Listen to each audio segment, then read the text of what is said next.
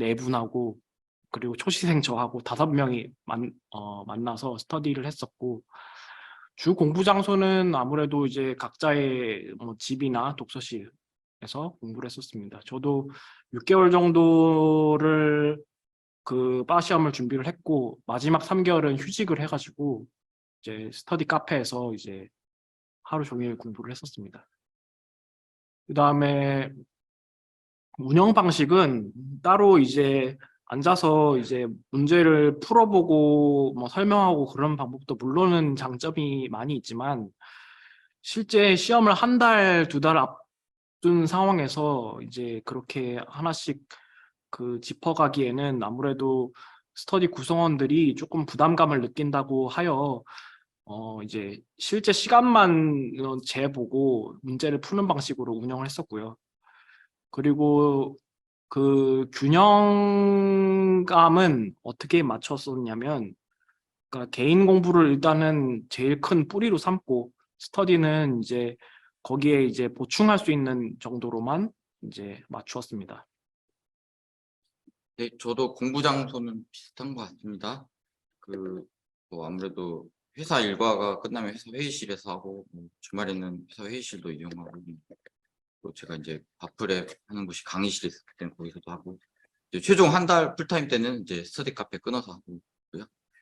이제 스터디는 그 한림에서 박지민 교수님이 그 22년 3월에 이제 목표 시험 일정하고 연령대하고를 고려해가지고 스터디 구성을 해주셨는데, 그분들하고 호흡이 잘 맞고, 그래서 23년 2월까지 꾸준히 같이 스터디를 했습니다. 매주 주말에 이제 온라인으로 문제풀이를 같이 했고요.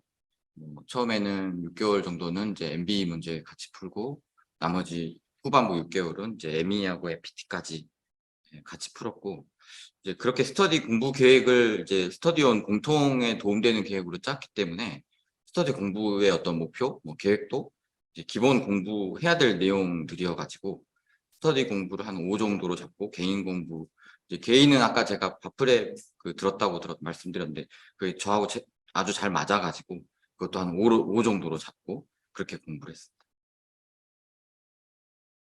네, 저 같은 경우에는 공부 스타일이 개인적으로 하는 개인 공부를 선호하는 스타일이었고요. 그리고 공부 장소는 주로 독서실, 스터디 카페였습니다. 스터디 카페 같은 경우에는 이제 늦게까지 하는 경우들 또는 24시간으로 운영되는 곳이 많아가지고, 저는 좀 새벽형, 좀 올빼미 인간이라서 늦게 공부하는 걸 좋아해서 주로 그런 외부 장소를 이용해서 공부를 했었습니다. 그리고 저는 스터디를 한 번도 한 적이 없기 때문에 스터디를 구성한 적은 없고요. 스터디를 안 했던 이유는 개인적인 그 공부가 갖춰진 상태에 따라서 공부해야 될 페이지들이 다 다르다고 생각하거든요. 어떤 이제 공부를 할지가 이제 본인의 상태에 따라 결정되는데, 그게 제가 이제 들려고 했던 스터디랑 상황이 좀 맞지 않아서, 저는 만약 기초 공부를 하고 있는 상태인데 그쪽에서는 응용 공부를 하고 있는 상태면 그런 부분은 오히려 저한테 도움이 되지 않기 때문에 스터디를 지양을 했었습니다. 그래서 스터디를 안 하고 개인적으로 공부를 했을 때 좀 부족함을 느낀 적은 있었고요. 느낀 점은 저는 제일 큰 단점, 개인 공부의 가장 큰 단점이 남들과 한번 비교를 못 해본다는 점인 것 같거든요.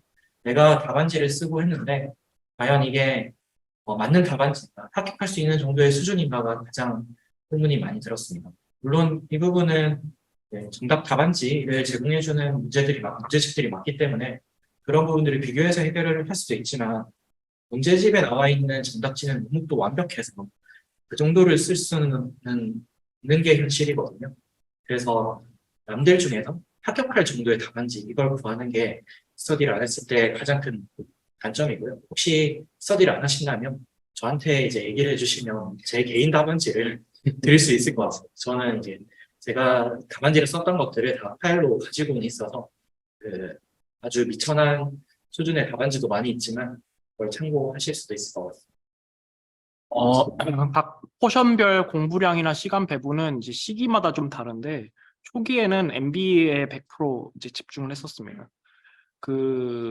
이제 정답률이 한 25%에서 처음엔 저는 시작을 했고요. 이제 그게 40%, 50%까지 나올 때까지는 MBA 이 7과목만 집중을 했었습니다. 그리고 이제 한 60%에서 왔다 갔다 할 때 이제 ME 이제 보충 과목들, 그 추가 과목들을 시작을 했고요. 그 다음에 MPT 같은 경우에는 12월 1일부터 시작했습니다. 그러니까 12월, 1월, 2월 3개월 정도 시작을 했었습니다.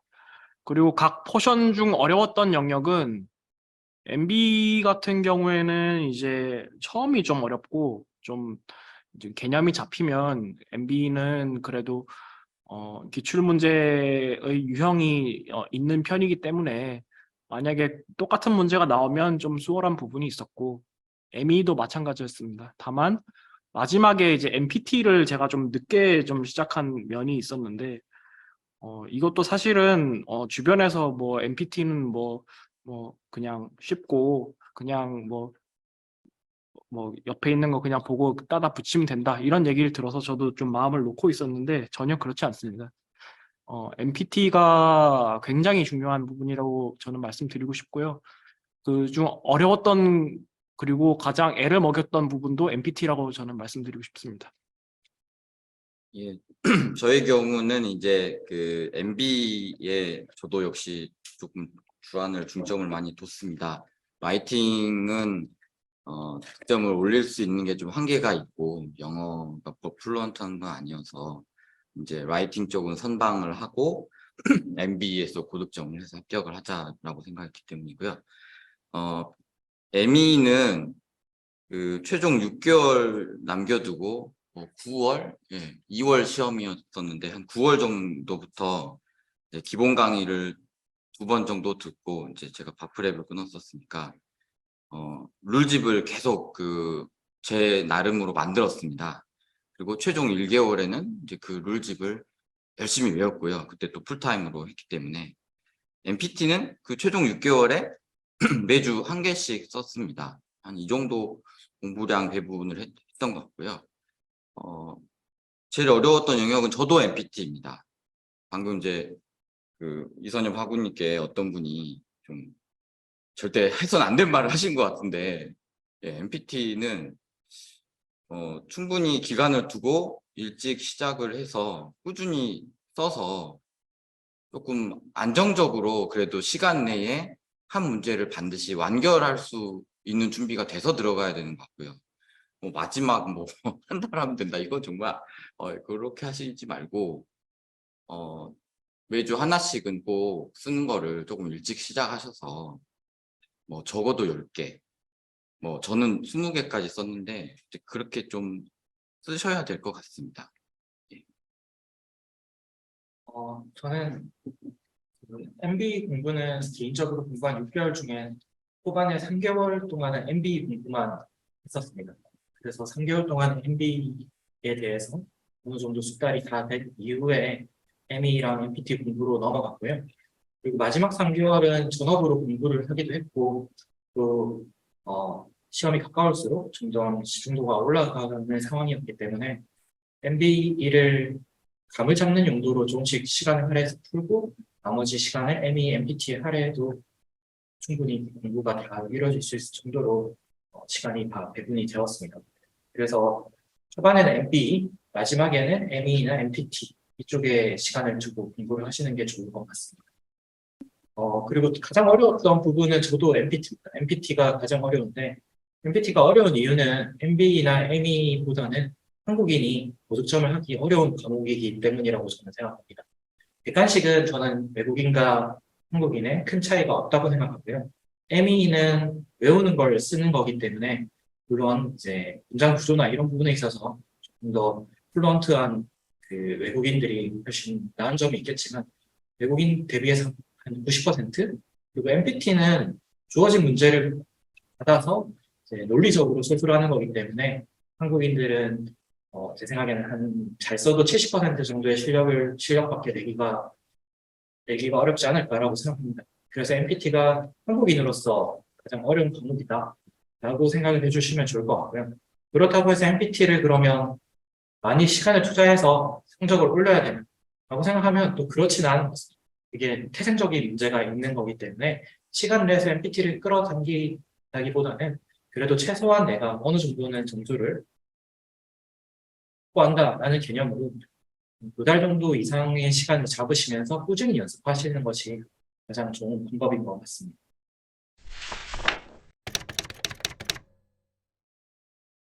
저는 MPT를 좀 많이 봤습니다. 왜냐하면은 MPT가 0점부터, 그러니까 1점부터 6점까지 있는데, 이제 2점을 한 과목을 받게 되면 굉장히 치명타를 받게 됩니다. 최소한 3점 이상을 받아야지 이제 통과를 할 수 있는데,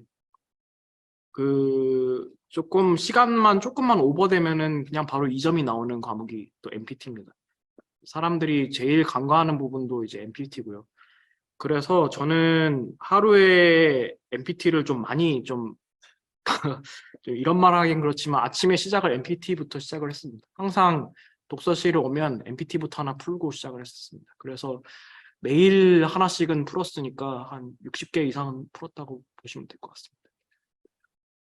그리고 MB 객관식과 에세이 영역 간의 중요도는 아니면 커트라인 통과 전략은 이거는 MB 같은 경우에는 통상 말하는 게 이제 63% 얘기를 하는데 저도 뭐 63% 정도면 충분하다고 생각하고 다만 연습할 때는 이제 70% 목표로 해서 이제 연습을 하는 것이 중요하다라고 생각을 합니다.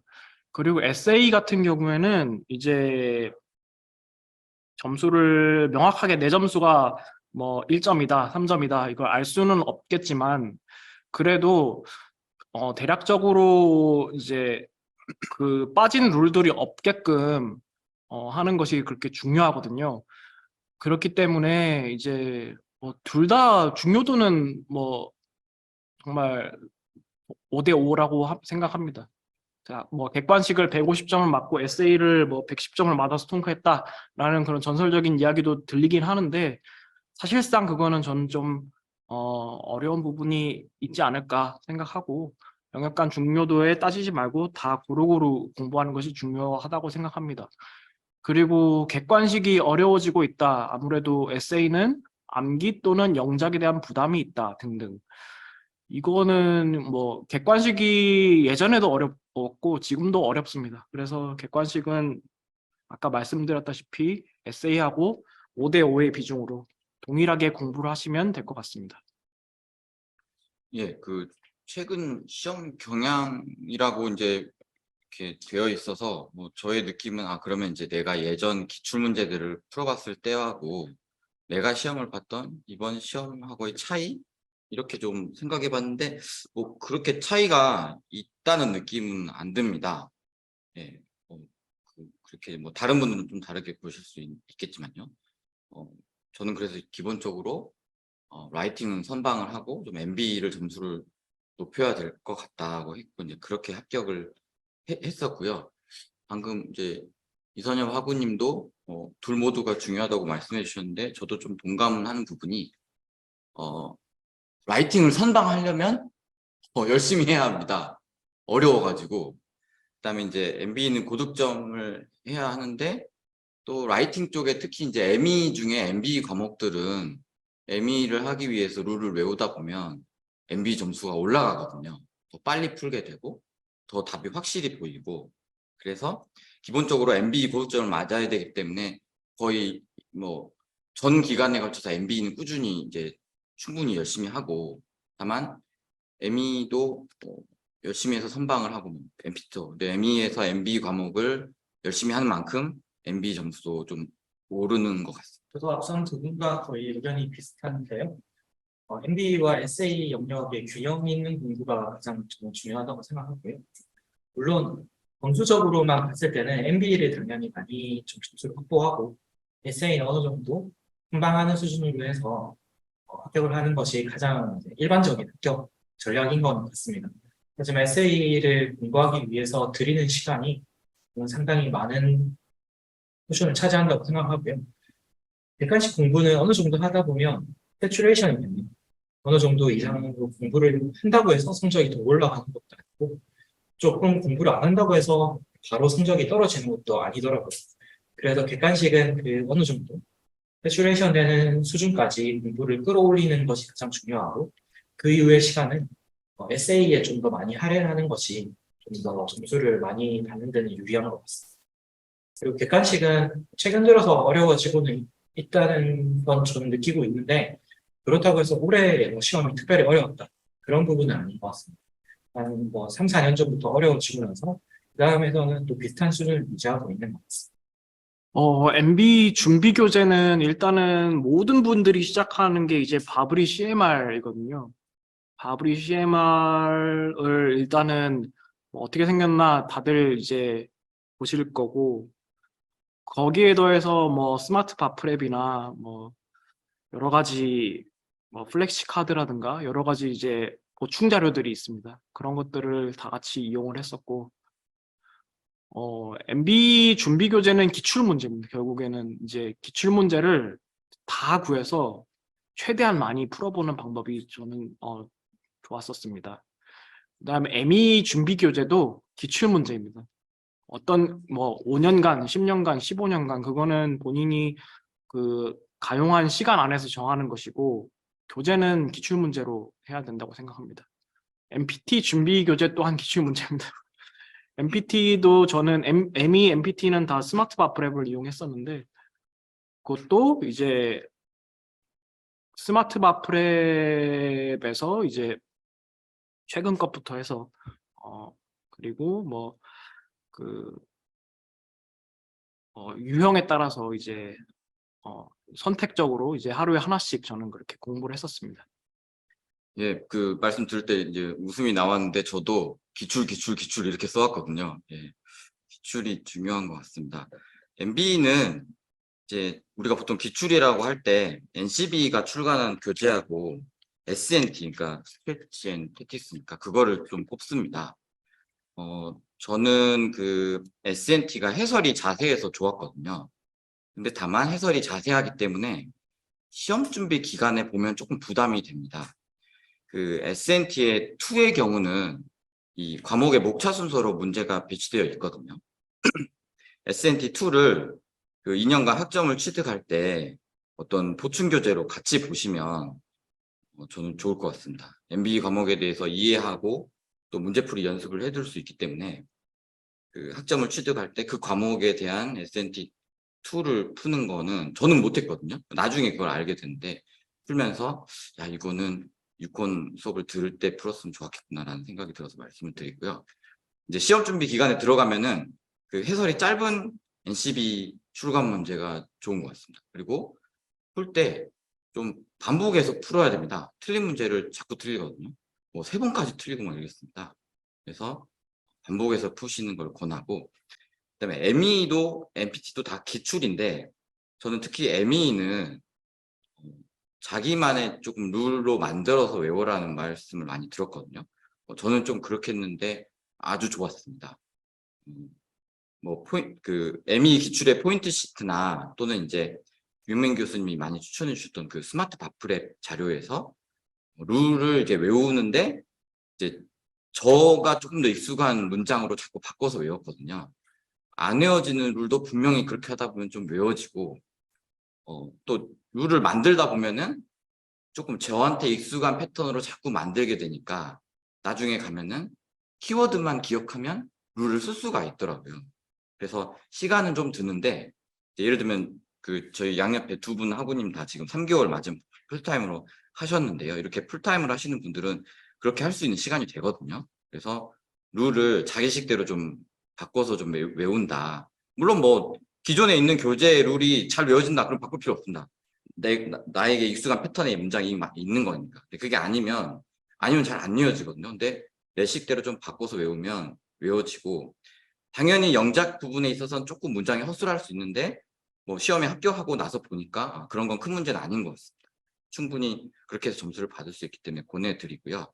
그다음에 이제 MPT는 아까 어렵다고 말씀드렸기 때문에 기출을 열심히 풀라는 거 외에는 사실 좀 공부 방법에 대해서 자신 있게 말씀드리기가 좀 어려운 측면은 있는 것 같고, 본인이 나름대로 많은 풀이를 통해서 시간 내에 완결한다. 예, 저는 다른 것보다는 MPT는 시간 내에 완결한다.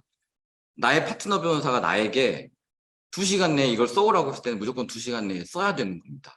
그게 틀리면 파트너 변호사가 고쳐줄 거거든요. 하지만 2시간 내에 안 써버리면, 다 못 쓰면, 그럼 파트너 변호사가 이렇게 가지고 너 어떻게 해야 되냐 이렇게 나와요.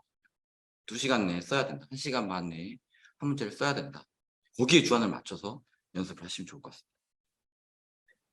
기출의 중요성에 대해서 두 분이 강조를 해주셨는데 저도 동의를 하고요. 그래서 만약 시간이 없다 하면 MB든 ME든 MPT든 이제 기출만 보시는 게 정답입니다. 그래서 시간이 없어서 도저히 아무것도 볼 수가 없으면 NCB 기출 문제만 보시는 거고요. 시간이 좀 된다라고 생각이 들면 일단 MB 같은 경우에는 저는 기본서는 크리티컬 패스의 플래시카드를 이용했습니다. 이게 대부분의 분들은 바브리의 CMR 많이 보시는 것 같다고 저는 느꼈었는데 거기에 비해서 크리티컬 패스는 좀 양이 조금 작고요. 양이 작은 대신에 그래도 들어가야 될 내용들은 좀 다 들어가 있습니다. 그래서 크리티컬 패스가 양적으로 좀 뭔가 복잡한 내용들이 들어가 있는 것들을 부담스러워 하시는 분들은 보기에 술술 익히는 교재인 측면에서 굉장히 좋은 것 같습니다. 기본서는 이런 방법으로 준비를 했고요. 문제집 같은 경우에는 저는 바브리 문제집 하나 풀고 그리고 바맥스 문제집 하나 풀고 그리고 NCB 기출문제 이렇게 풀었습니다. 유일하게 추가 교재를 이용했던 거는 시빌 프로시저가 2010 몇 년이었나요?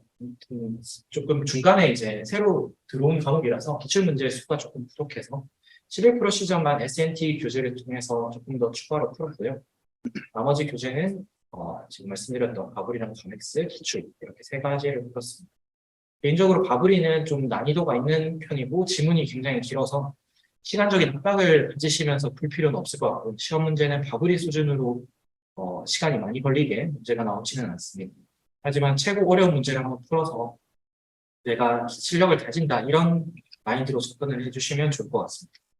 그리고 ME랑 MPT는 추가 교재를 보실 필요 없이 기출 문제만으로도 충분합니다.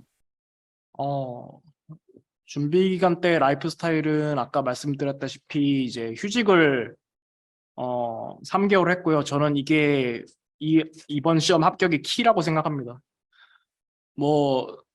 그러니까 휴직을 내기 좀 어려운 분들이 계실 거라고 저는 분명히 생각하고요.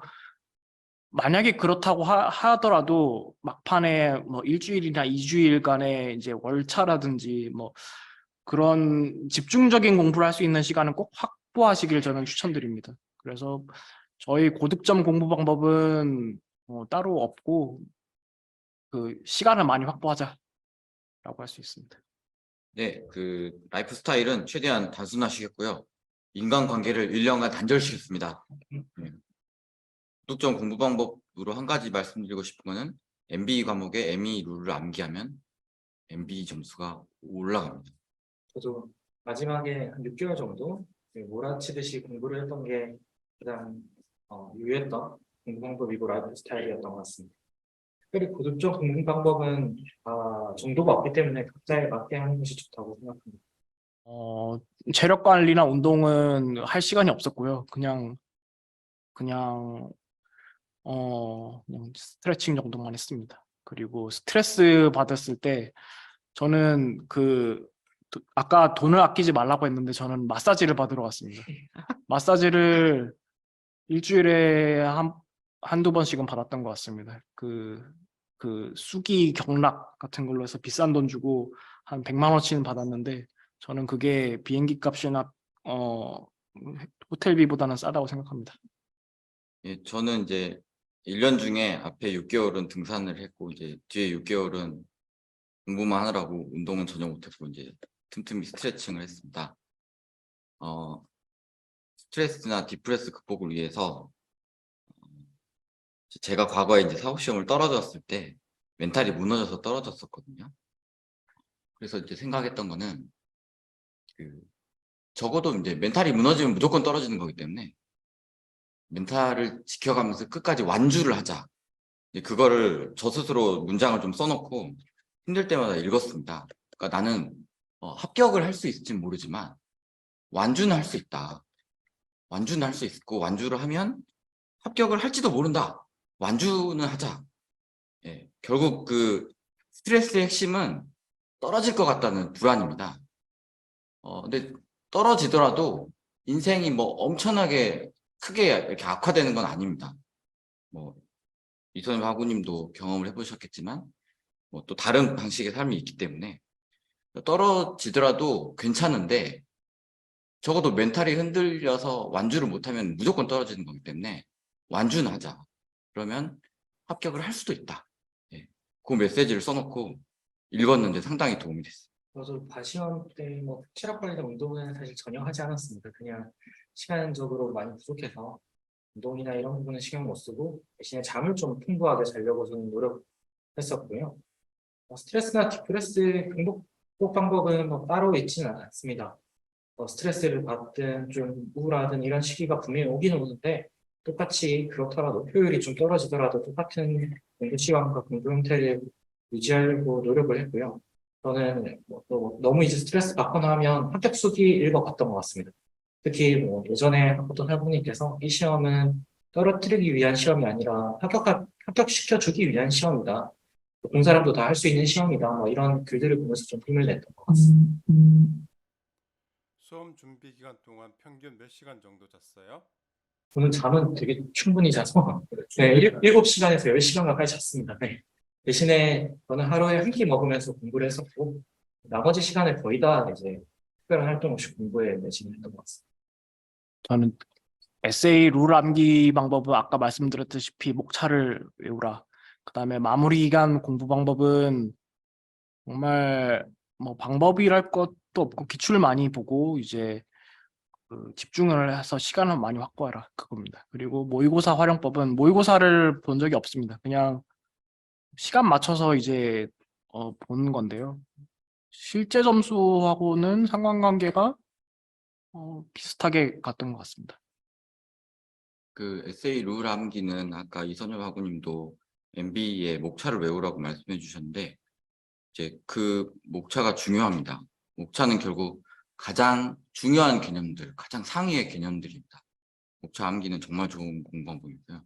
에세이 룰도 그 목차에 내가 그 만든 룰을 넣고 외운다. 이제 조금 그게 한 편이 외우지 않고 전체적으로 어떤 구조가 그려지면서 암기되는 측면이 있어서 NCB 목차 또는 뭐 자기가 가지고 있는 교재의 목차를 외우면서 거기에 있는 중요 룰들을 이렇게 연결지어서 외우는 게 좋은 것 같습니다.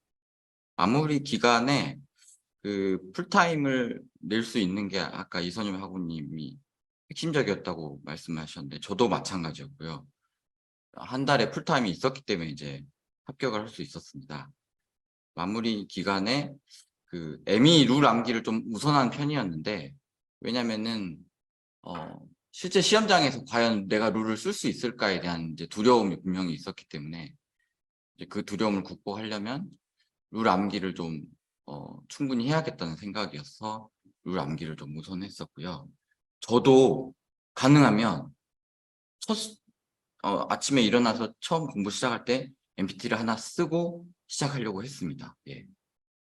그리고 이제 모의고사는 저는 했는데 그 3시간에 이제 뭐 ME 문제 6문제, MB 문제 200문제 그거 푸는 거를 MB 4회, ME 3회를 스터디에서 같이 했습니다. 스터디가 이렇게 좀 빡센 과정을 같이 할 수 있는 게 장점이고요. 모의고사보다 저는 실제 점수가 더 높게 나왔습니다. 그래서 모의고사 점수가 안 나와도 그 중꺾마의 정식은 끝까지 하셔야 됩니다. 저도 에세이 룰 암기 방법은 이윤영님께서 해주신 얘기랑 비슷하고요. 자기만의 이제 체화된 좀 룰을 적어서 특히 이제 교재에 나와 있는 게 도저히 저랑 맞지 않아서 암기가 안 될 때가 있거든요. 그럴 때는 룰을 좀 변경시켜서 자기만의 룰을 적고 암기를 했던 것 같고요. 결과론적으로는 에세이 시험을 이제 연습해보면서 외우고 있다고 생각했는데도 글이 안 나갈 때가 있습니다. 이제 그런 룰들은 저한테 체화가 안 된 거기 때문에 따로 정리를 해서 공부를 하는 방식으로 좀 마지막에 정리를 했던 것 같습니다. 마무리 기간에는 저는 모의고사 형식을 많이 쳐보려고 했고요. 아무래도 이 시험은 어쨌든 3시간 가까이 되는 시간을 한 번에 시험을 쳐내야 되기 때문에 3시간을 버틸 수 없으면 이제 시험을 공부가 잘 됐더라도 시험을 쳐낼 수가 없는 거거든요. 그래서 제가 3시간을 버틸 수 있는지 그 부분을 중점을 두고 연습을 했었습니다. 다만 그렇다고 해도 뭐 하루 6시간을 이렇게 잡아서 했던 건 아니고요. 3시간 정도씩 마지막에 연습을 했던 것 같습니다. 모의고사는 마지막에 했던 게 거의 모의고사에 가까운 형태인데 실제 점수랑 거의 비슷했던 것 같습니다. 다만 유은영님께서 말씀하신 대로 마지막이 되기 전에 뭐 한 달이나 2달 전에는 마지막과는 자신의 실력이 차이가 크기 때문에 너무 모의고사 점수에 대해서 신경 쓰지는 않으셨으면 좋겠습니다.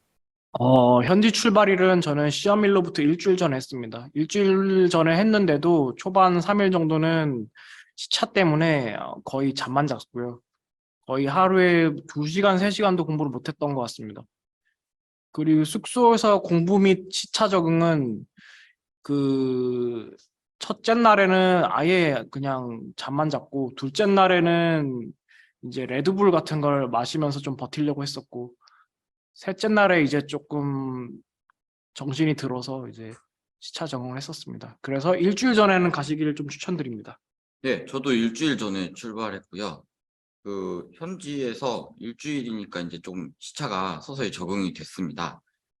숙소에 좀 큰 책상이 있었고, 전자레인지가 있어서 숙소에서 그냥 숙식을 쭉 해결하고 아침에 조식은 먹고 그렇게 공부를 했습니다. 저도 동일하게 일주일 전에 출발했습니다.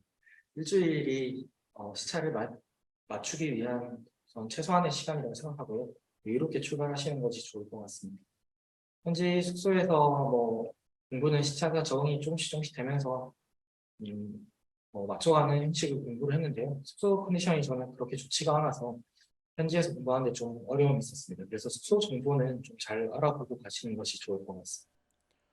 참고로 빠른 시차 적응에 대한 팁을 드리면 현재 CVS 같은 드럭스토어가 이제 있는데 그곳에서 멜라토닌을 이제 구입해서 드시면 좀 더 빨리 시차 적응하는 데 도움이 될 겁니다.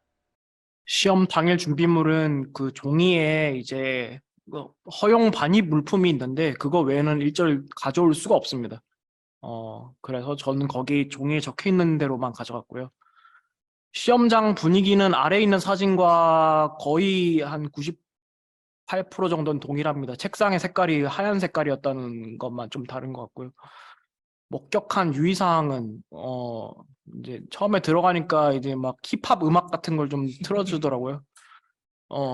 그래서 미국 사람들은 이렇게 웃으면서 시험을 치는구나라고 생각을 했고 특별히 유의사항은 없고 시험 시간 관리하는 것이 중요하다고 말씀드릴 수 있습니다.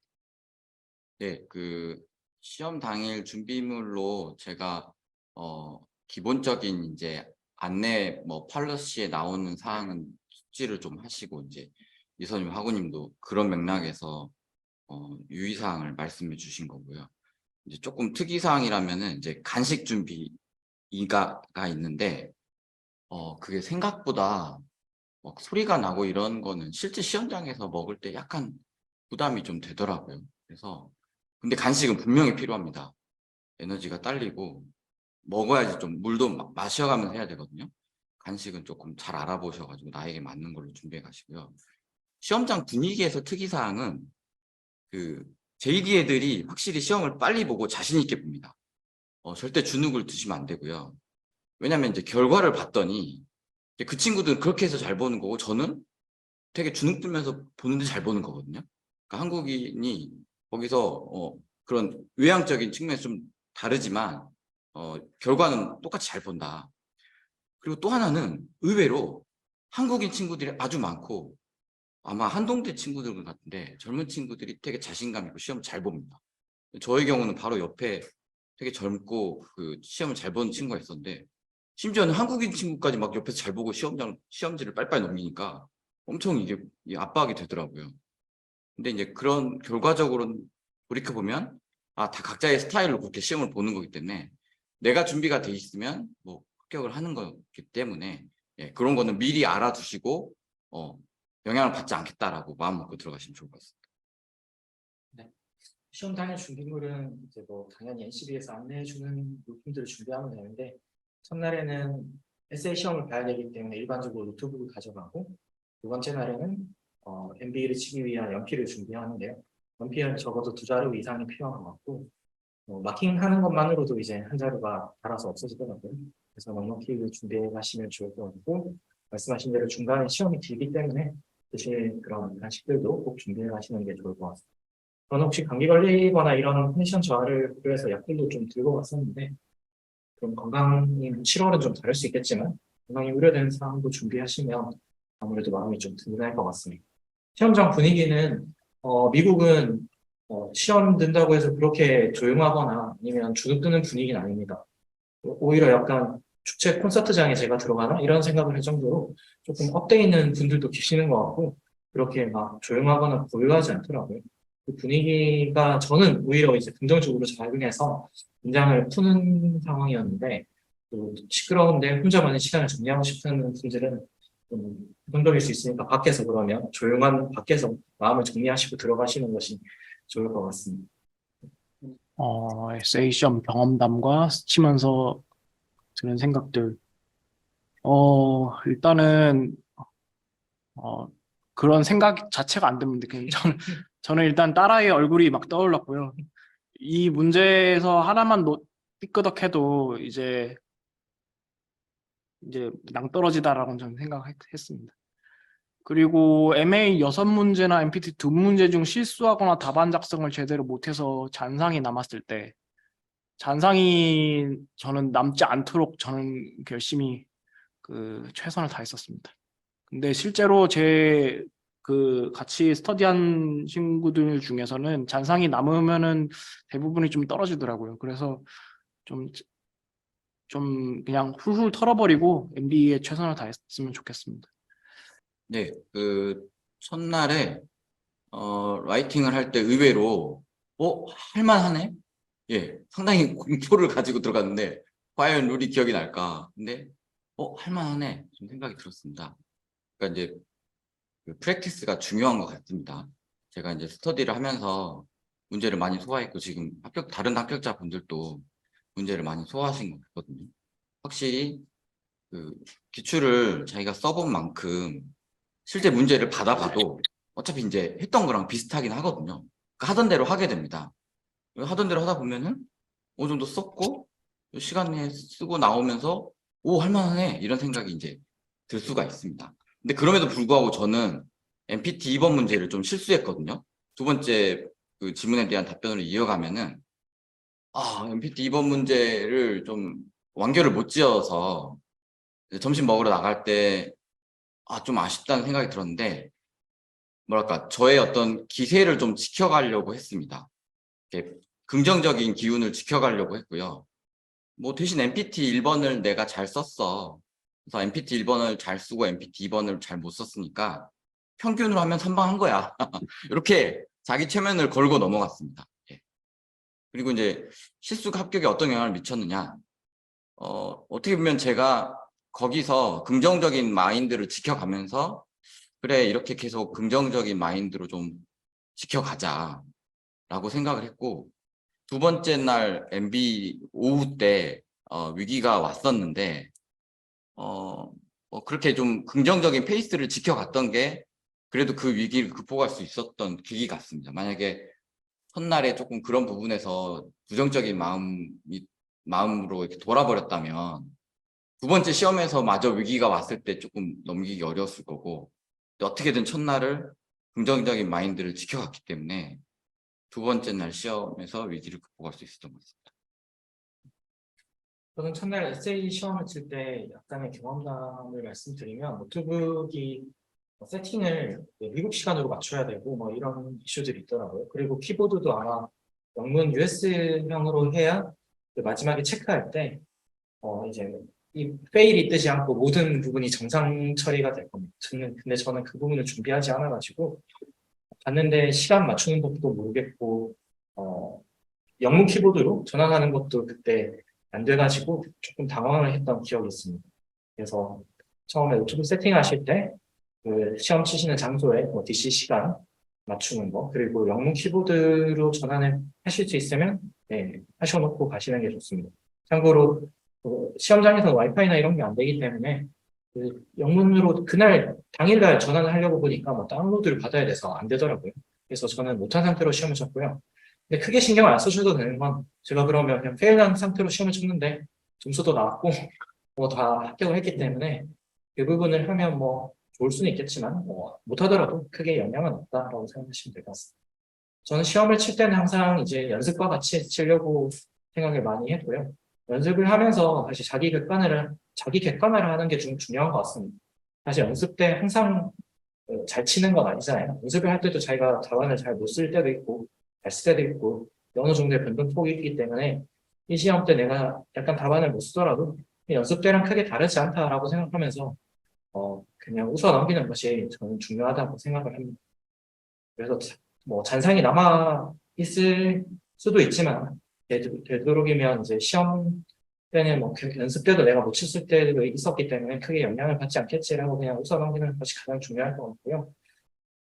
저는 시험에서 에세이 문제는 한 문제가 좀 제가 지문의 내용을 이해하지 못해가지고 프로퍼티 문제였는데 그 부분을 좀 잘 못 풀었다고 생각을 했거든요. 그래서 한 문제는 도저히 답을 제대로 쓰기가 어려워서 그냥 일반적인 룰을 마음대로 그냥 서술하고 맞췄는데 합격에는 크게 영향이 없었던 것 같습니다. 그래서 제가 말씀드리고 싶은 거는 6문제 중에서 한 문제 정도 상당 부분 망쳐도 그게 합격에는 영향이 없다라고 말씀을 드리고 싶습니다. 저는 오전이 조금 쉬웠고 오후가 어려웠던 것 같습니다. 그리고 저 같은 경우에는 MB 100문제가 있으면은 18개로 6분할을 했습니다. 그래서 그 15분, 15분, 15분, 15분, 15분, 15분 하면서 계속 시간을 봤습니다. 시계를 보면서 이게 결국엔 한두 문제 차이기 때문에 정말 내가 이 전체 타임에서 어느 위치에 있는지를 알면서 달리는 것이 굉장히 중요합니다. 그래서 그 시간 배분을 4분할을 하든 6분할로 하든 그거는 본인의 스타일에 맞게 꼭 분할을 해서 문제를 푸시길 바라고 그냥 1번부터 100번까지 아무 생각 없이 풀다 보면 분명히 뒤에 두세 문제를 못 풉니다. 그래서 분할을 해서 그리고 이게 그 사람들은 이제 스틱 앤 무브라고 하더라고요. 그냥 찍고 넘어가는 겁니다. 그리고 MB 베스트 앤서 찾기의 본인만의 공부 방법. 이거는 아까도 말씀드렸다시피 목차를 잘 외우자입니다. 네, 저는 그 MB 시험의 오후가 좀 더 어려웠습니다. 그래서 제가 착각을 한 부분이었죠. 오전과 오후가 난이도가 같을 것이다. 전혀 그렇지 않았습니다. 분명히 오후가 좀 더 긴 문제들이 많았고요. 그래서 이제 알아두셔야 될 게 오전과 오후 난이도가 다를 수 있다. 예. 그 MB에서 10분 남았을 때는 기억나지 않지만 30분 남았을 때는 기억납니다. 왜냐하면 30분이 남았을 때 알려줬거든요. 30분 남았다고. 그때 20문제가 남아 있었고, 오후 때요. 30분 남았는데 20문제 남아 있으면 좀 많이 남아 있었기 때문에 그때 조금 어렵게 마지막 문제 풀었던 기억이 납니다. MB 시간 배분 저도 같은 생각인데 이제 제가 말씀드리고 싶은 거 두 가지는 첫째는 이게 9시 반부터 시작하는 건 아니고요. 감독관이 준비가 마쳤으면은 조금 더 빨리 시작을 합니다. 그러니까 이제 저희 같은 경우 아마 9시 20분으로 기억을 합니다. 첫날은. 9시 20분부터 내가 원래 배분하려고 했던 시간을 얼른 이렇게 써놓고 참고해가면서 시간 체크를 해야 되고요. 그 다음에 저는 항상 5분을 남기는 걸로 무조건 생각했습니다. 예, 그래야지 만에 하나 조금 더 걸리더라도 그 5분 내에 어떻게든 끝낼 수 있다라고 생각했기 때문에요.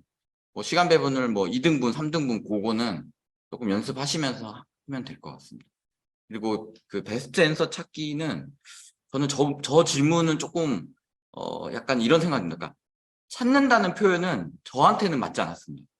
찾을 만큼의 시간이 좀 주어지지 않았고 거의 홀이라고 하죠. 그러니까 딱 마지막 질문 그 한 문장을 읽고 다시 올라가가지고 그 콜을 읽으면서 어떤 과목인지 파악을 하고 이제 저는 이선엽 학우님처럼 이제 밑에 1, 2, 3, 4까지는 읽지 않았고 콜을 읽으면서 어떤 과목인지를 먼저 파악하고 위로 올라가가지고 문제를 한번 쭉 읽고 1, 2, 3, 4를 읽으면 저는 그거 딱 한 번 읽는 것만으로 그냥 모든 시간이 찼기 때문에 읽고 1, 2, 3에서 3이다 싶으면 3을 찍고 4 읽었는데 특별히 4가 아니다 싶으면 바로 5에만 옮기고 약간 이렇게 있거든요. 그래서 저는 찾는다기보다는 쭉 읽고 이게 답이다 싶은 거를 바로 체크하고 넘어가는 게 시간 관리에서 중요하다고 생각합니다. 아까도 계속 시간 관리가 중요하다고 얘기가 나왔는데 뭔가를 찾는다는 표현보다는요.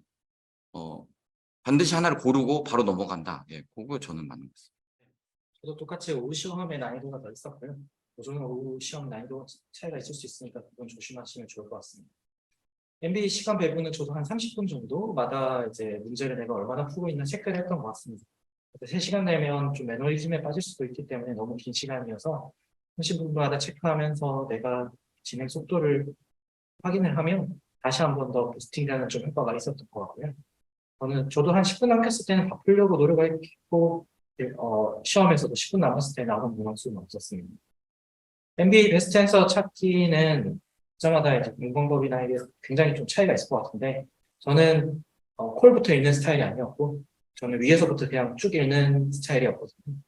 콜부터 읽는 거를 하도 많은 분들이 조언해 주셔가지고 그 부분을 습득하려고 했는데 콜부터 읽는 것이 저는 되게 그게 뭔가 오히려 흐름이 끊긴다고 해야 되나? 그런 느낌이 있어서 그냥 정석대로 위에서부터 읽으면서 마지막에 콜을 보고 그냥 문제에서 답을 찾았습니다.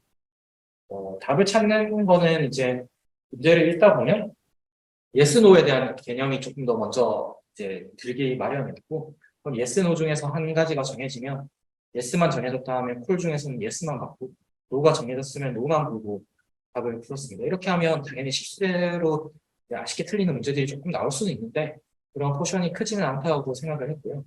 저는 문제 푸는 속도나 이런 부분들은 뭐 그런 식으로 yes, no를 버려서 그런지 좀 빠른 편이어서 최대 많이 남을 때는 한 30분 정도 시간이 남기도 했습니다.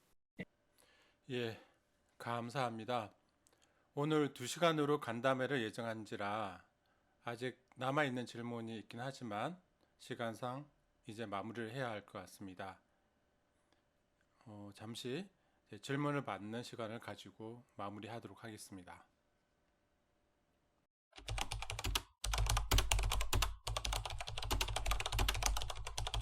저는 못 들은 과목이 들은 것보다 더 많아요.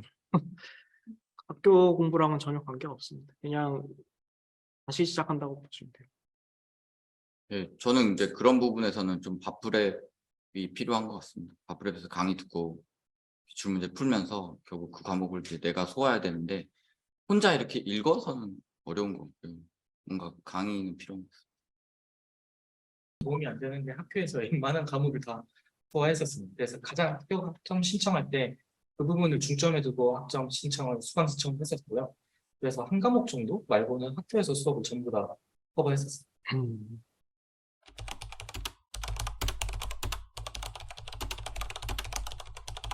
일단은 그 기출 문제는 항상 해설이 들어오게 돼 있는데 그 해설의 키워드를 몇 개를 맞추느냐가 중요해요.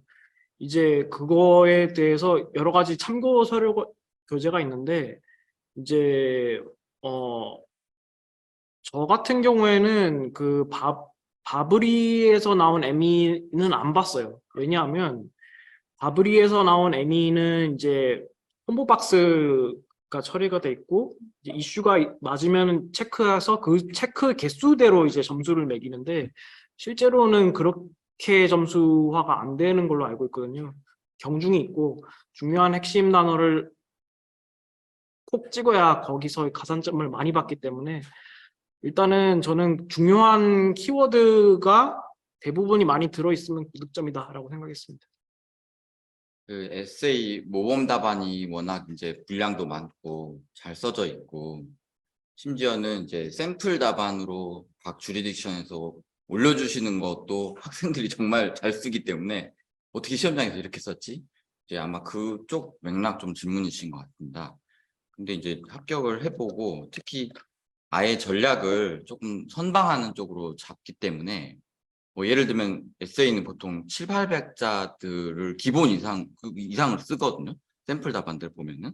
근데 거의 이제 영어가 플루언트 하신 분들은 뭐 그 수준이실 거고요, 당연히. 그 거의 네이티브이신 분들은. 근데 이제 저 같은 경우는 그냥 한 400자대 정도 항상 그냥 썼습니다. 더 쓸 수도 없었고 그 400자 이내에서 그 포인트 시트나 모범 답안들에 나오는 이제 주요 룰과 애플리케이션을 내가 쓰면 예 그럼 뭐 4.5점도 나오는 것 같고요. 6점은 당연히 저는 전혀 기대하지 않았습니다. 그래서 적어도 3점 이상, 뭐 3.5점 이상, 뭐 조금 더 잘 나오면 내가 400자 정도만 써도 뭐 4.5점 이렇게도 나올 수 있다. 그렇게 생각했습니다. 저는 일단 에세이는 핵심 질문에 대답하는 것이 저는 가장 중요하다고 생각했고요. 에세이 문제 같은 경우에는 하나의 지문에 달린 문제가 한 세 문제 정도 나오는 경우가 많은데, 세 문제 정도 나오면 그 문제 꼴당 핵심적인 내용이 하나에서 두 개 정도 들어갑니다. 그래서 그 정도의 질문에 내가 답을 할 수 있을 정도, 그러면 룰과 관련된 문장을 한두 개 적고, 애플리케이션을 한두 문장 적고, 이 정도 하면 잘했다라고 혼자 자평하고 그냥 겪어도 되는 수준이었고요. 만약 그 문제 꼴이 많아서 뭐 4개가 넘어간다, 소문제까지 막 있어서 문제가 6개 이상 막 넘어간다고 하면 사실상 그 하나의 지문에 그냥 답을 하는 건 하나밖에 없습니다, 거의. 그래서 문제가 많아지면 예스는 거의 대답의 수준의 답을 하셔도 크게 문제는 없을 것 같습니다. 그래서 제가 생각하는 모범 답안은 문제 수를 보시고 문제 수가 한두 개면 내가 좀 풍부하게 적어야 되겠다라고 생각을 하시면 좋을 것 같고요. 문제가 3개가 꼴이 넘어간다라고 하면 짧게 짧게 쓰고 이거는 핵심만 찌르고 간다라고 생각을 하고 처리하셔도 문제는 없을 것 같습니다. 그 아까 제가 400자 이렇게 좀 잘 400단어입니다. 네. 저는 그 제가 듣기로는 그 빠시험 채점하는 사람이 그 보는 시간이 뭐 15초 뭐밖에 안 된다고 들었거든요. 한 문단으로 쓰면은 좀 짜증을 낼 것 같아서 저는 그냥 더 이슈 외에도 뭐 우리가 늘 썼던 아이락 방식을 그대로 문단을 나눠서 썼습니다. 예, 저도 문단 나눠서 썼고 다만 이제 민영빈 학우님 말씀처럼 시간이 없는 경우는 그냥 한 문단 내에 썼습니다. 그거는 그 문제를 풀어내는 게 중요하기 때문에. 근데 이제 내가 시간이 그러니까 쉽게 말하면 한 문제에 원래 15분 써야 되는데 앞에 문제 너무 많이 써버려가지고 5분밖에 안 남으면 그거를 더 이슈에도 이렇게 나가면 문제 못 풀고요. 5분 안에 써야 하기 때문에 그때는 그냥 쭉 한 문단 내에 그냥 뭐 필요하면 더 이슈 다 생략하고 썼습니다. 예. 그렇게 해야지 어쨌든 그 문제 점수를 받을 수가 있고. 저도 비슷한 것 같습니다. 한 줄씩이라도 그냥 문단은 다 띄워주려고 했고요. 근데 너무 이거는 그 문제 형태나 시간이 얼마나 남았는가에 따라서 유동적으로 하시는 게 되게 중요한데요. 너무 시간이 없다라고 하면 아이락 형태에 저는 굳이 안 지키셔도 될 것 같다고 생각을 하거든요. 그래서 너무 시간이 없다라고 하면 한 줄 내에 막 문제를 섞어서 쓰셔도 그 부분은 크리티컬하지는 않습니다. 참고로 제 사례를 말씀드리면 저 아이락을 지키지 않았거든요. 아이를 다 빼고 썼어요. 락만 썼는데 룰 어플리케이션 콘클루전만 썼거든요. 아이 이슈 스타팅에는 크게 점수가 들어간다기보다는 이그제미너에게 이미지를 좋게 가져가기 위한 문장이라고 저는 생각을 했기 때문에 먼저 룰이랑 어플리케이션 콘클루전 쓰고 시간 남으면 이슈도 나중에 다 써줘야지라는 생각으로 접근했는데 시간이 없어서 단 한 개의 문제도 이슈를 적어주지 못했어요. 근데도 크게 점수 받는 데는 저는 에세이 점수 한 150 정도는 나왔는데 크게 상관이 없는 것 같습니다.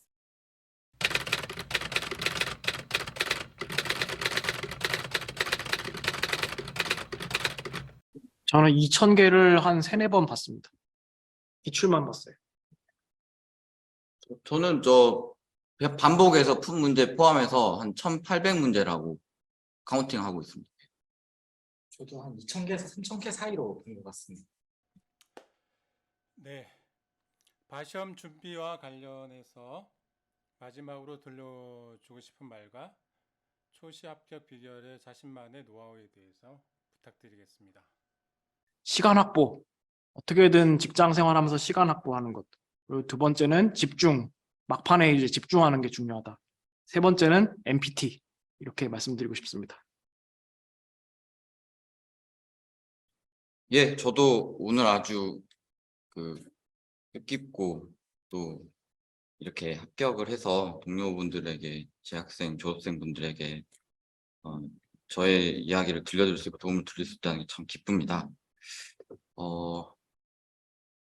이제 시작하시는 분도 있고 이미 시작하신 분도 있고 지금 시작을 고민하시는 분, 아마 오늘은 지금 과정에 대한 안내도 있기 때문에 고민하시는 분도 있을 것 같은데, 이제 기업 법무 쪽에 있으면 스페셜리스트로 계속 남을 거냐, 제너럴리스트로 이렇게 업무 영역을 넓힐 거냐는 거는 분명히 신중하게 결정을 해야 합니다. 그리고 만약에 내가 스페셜리스트로 커리어를 쌓겠다라고 하면 이 과정은 유익하고요. 이제 합격을 해보니까 확실히 여러 가지 달라집니다.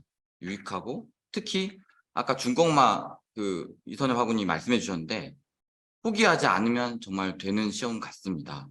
그래서 신중히 결정하시고, 만약 결정을 해서 이걸 하기로 했다, 그리고 이미 하고 있다면 포기하지 않고 공부하면 합격할 수 있는 시험이니까요. 그렇게 하시면 좋겠습니다. 감사합니다. 저도 거의 비슷한 의견인 것 같습니다. 일단 지금 공부하시는 분들, 사실 직장 생활을 병행하시는 분들도 아니신 분들도 있지만 다들 바쁜 시간을 내서 공부를 하고 있는 거고, 다들 제가 봤을 땐 다들 열심히 하시는 것 같다는 생각을 들었어요. 그래서 합격자들과 지금 준비하시는 분들의 차이점은 거의 없는 것 같고요. 멘탈 관리를 잘 하셔가지고 끝까지 이제 균형 있는 공부를 하셔서 마무리만 지으시면 좋은 결과가 있을 거라고 생각합니다. 특별한 비결은 없지만 혹시 궁금하신 사항이나 이런 거 있으시면 언제든 저희 셋 중에 아무나 또는 교수님께 연락을 주셔서 도움을 받으시면 좋을 것 같습니다.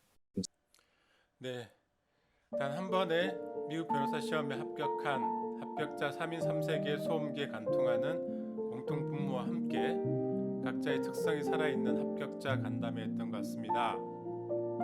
절대 공부 시간과 공부량, 긍정적 마인드로 꾸준하고 성실하게 공부하면 미국 변호사 시험에 합격할 수 있다는 자신감을 준 간담회가 아니었나 생각이 듭니다. 다시 한번 귀한 시간 내어 자신의 경험담을 나누어준 세 분 합격자에게 축하와 감사를 드리고 미국 변호사 라이센스가 앞으로의 커리어에 날개를 달아주리라 생각합니다. 또한 오프라인과 온라인으로 간담회에 참석해 주신 모든 분들에게도 감사 인사